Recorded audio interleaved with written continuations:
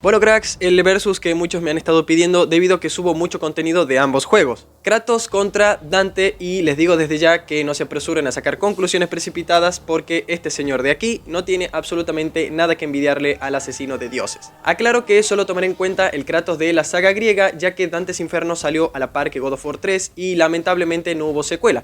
Por lo tanto su lore es más limitado y su historia no pudo continuar, como es el caso de la franquicia de Santa Monica Studio. Así que consideré que no sería justo ni equitativo para ninguno de ellos que involucre al Kratos de la saga nórdica. Dicho lo anterior, vamos con lo más llamativo de Kratos, su factor curativo. Y ojo aquí con confundir curativo con regenerativo, porque hasta el momento no hemos visto que a Kratos, por ejemplo, le corten un brazo y vuelva a crecerle otro, ni tampoco nada parecido a lo que hizo Heimdall. Pero eso sí, hemos visto que Kratos puede sanar en poco tiempo y también dependiendo de la gravedad de sus heridas, aunque también ha demostrado que si se concentra lo suficiente, puede incluso sanar en segundos. Pero bueno, ¿qué pasa ahora en el caso de Dante? En primer lugar, tienen que saber que Dante es inmortal, y esto se debe a que es una combinación de alma y ser corpóreo, o sea, es espíritu y carne a la vez. Debido a eso es que jamás muestra ni un solo rasguño, por lo que su capacidad de curación es instantánea, casi perfecta diría.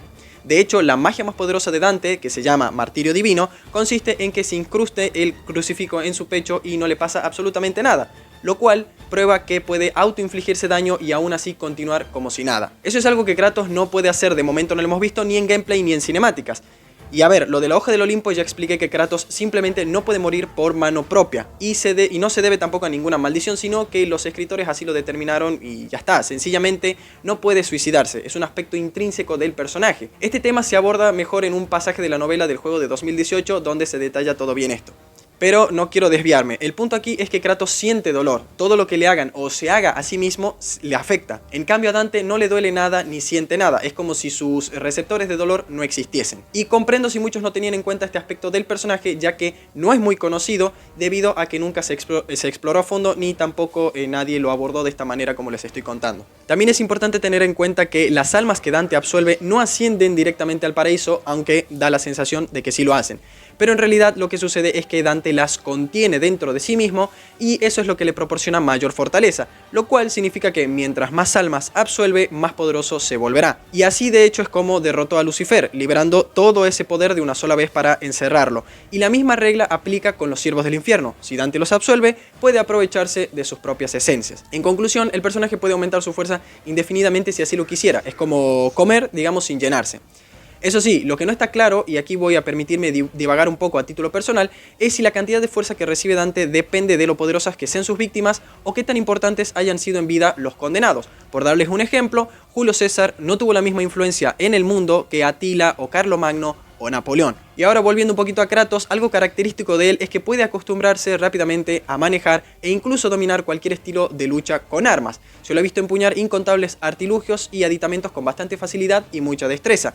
Escudos, lanzas, espadas, látigos, hachas, hondas y un largo etcétera. Y también se defiende bien a puño limpio, aunque carece de técnica. Más bien es una máquina de lanzar golpes hasta que alguno acierta.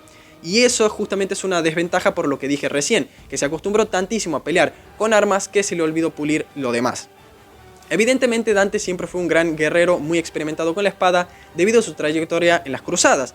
Lamentablemente nunca lo vimos empuñar otra cosa que no sea la guadaña. Pero aún así también demostró una rápida adaptabilidad con la misma, a pesar de nunca haber utilizado algo similar. Así que lo que hizo fue ingeniárselas para combinar su estilo de combate con la alabarda y adaptarlo eficientemente a la hoz, lo cual demuestra que aunque no conozca el funcionamiento de un arma al comienzo, poco a poco se irá acostumbrando hasta dominarla y perfeccionar su uso, e incluso darle un estilo propio. Dante también se encontraba en excelente estado físico siendo ya un humano normal, aunque con su llegada al infierno también vinieron aparejados otros atributos que lo hicieron todavía más peligroso. Y es que para empezar obtuvo dones supernaturales. Desde que se adentró en el abismo de fuego, Dante también obtuvo una asombrosa destreza física que va mucho más allá de la capacidad de un simple mortal, y eso lo podemos corroborar con los movimientos ágiles que realiza, tanto desde el suelo como en el aire. Por supuesto que también ganó fuerza sobrehumana. Esto lo demuestra de hecho en múltiples ocasiones, como cuando debe aguantar entre las fauces de los gusanos de la gula y cortar las cabezas de Cerbero,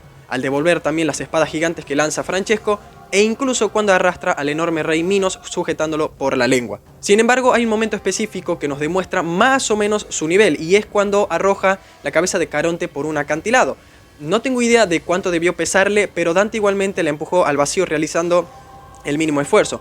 Además, en el cómic, Dante jamás requirió de una bestia para arrancarle la cabeza a Caronte, sino que simplemente rodeó su cuello con el mango de la guadaña y de un tirón se la desprendió de cuajo. Incluso puede lanzar por los aires a demonios que son evidentemente más pesados que él y partirlos por la mitad sin ningún problema. Y ya como si no fuera suficiente, Dante venció a Lucifer, que es considerado uno de los ángeles más poderosos que haya servido a Dios en algún momento, además de que también es inmortal, pero Dante le aguantó un combate de 2 fases bastante extenuantes hasta que finalmente tuvo que sellarlo nuevamente porque evidentemente no podía matarlo.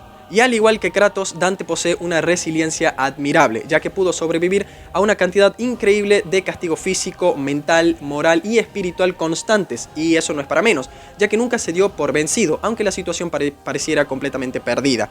Por supuesto que Kratos terminó cediendo a su pesar y quiso acabar con su propia vida debido al sufrimiento, pero aquí es mejor no juzgar. Y al igual que Kratos, Dante también puede resistir temperaturas extremas, desde las calcinantes hasta las congelantes, así como también vemos que puede caer desde grandes alturas y aterrizar sin ningún problema. Una comparativa justa, diría yo, es la caída que tiene Kratos desde el Monte Olimpo hasta Rodas con la de Dante precipitándose al infierno.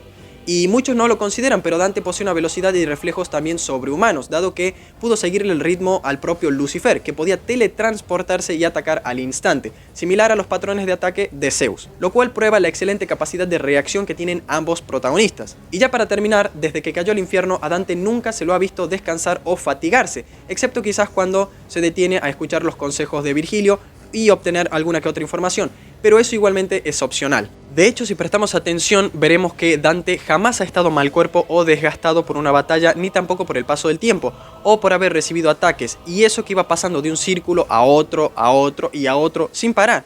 El crack permaneció 100% activo tanto corriendo, escalando, empujando objetos, luchando contra numerosos enemigos de toda clase, y el tipo nunca mostró ningún signo de agotamiento, nada. Así que bueno, habiendo dicho todo eso, ¿quién ganaría entre estos dos? Y la verdad es que me cuesta un poco definirlo, pero me decantaría al final por Kratos. Y aquí me gustaría ahondar un poquito más en mi postura, ya que mi duda viene más que nada porque, digamos, una de las cualidades sobrenaturales que posee la guadaña que Dante le quitó a la muerte es que puede absorber impiedad. Así como ocurre con la cruz, que se potencia absorbiendo virtud, cada vez que Dante absuelve, la guadaña hace lo mismo pero con la impiedad. ¿Qué quiere decir esto? Que mientras más tiempo esté expuesta a la maldad, más poderosa se vuelve. A mayor impiedad, mayor poder para el arma, básicamente. Y si estos dos se encarnizan en un combate, obviamente Kratos sería una fuente prácticamente inagotable de maldad para la guadaña de Dante, porque estaría exponiéndose a cantidades impresionantes de energía impura y negativa. Además de que la guadaña también podría considerarse un arma primordial, ya que tanto el concepto de la muerte o la parca como tal existe desde los albores de la humanidad.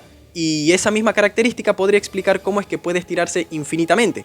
¿Por qué digo esto? Porque en el cómic Dante utiliza solamente la guadaña para cruzar por completo, digamos de extremo a extremo, de una orilla a la otra, el río Flagetonte, el río de sangre hirviendo. Y hay que tener en cuenta que el Flagetonte es inmenso, estamos hablando de uno de los ríos principales del infierno, obviamente en la Divina Comedia. Antes de concluir, me gustaría expresarme al respecto de las comparativas equivocadas que muchos llevan a cabo con estos dos.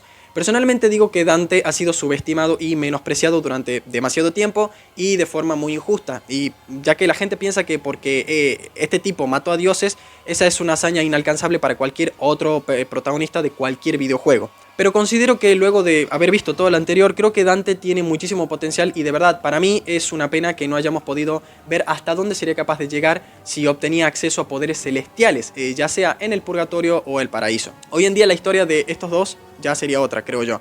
Pero bueno, esa es mi opinión con la información que dispongo por ahora. Quisiera conocer tu postura al respecto, siempre manteniendo el respeto sobre todo. Que tengan excelente resto del día y nos vemos en un próximo Versus.